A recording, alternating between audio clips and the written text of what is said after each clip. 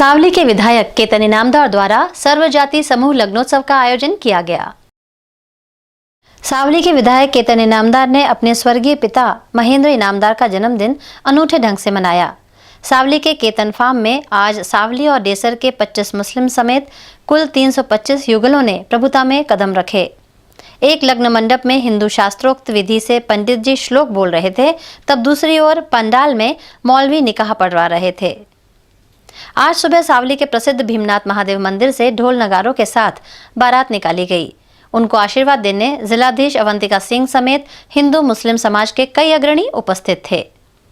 उल्लेखनीय है कि सन 2011 में भी 25 मुस्लिम समेत कुल 200 युगलों की शादी का आयोजन केतन इनामदार ने ही किया था।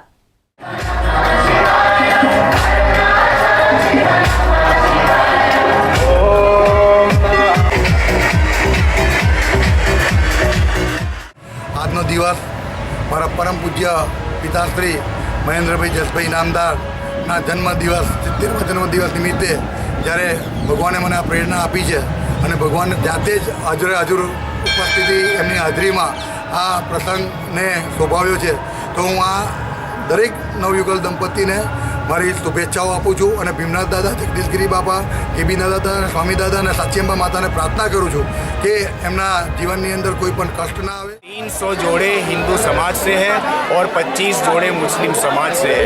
ये एक बहुत ही बड़ी और अनोखी बात है कि इस खुले दिल के नेक इंसान ने 325 जोड़ों की शादियाँ करवाई और ये एक ऐसा नेक काम है जिससे हमारे सावली गांव का नाम रोशन होगा।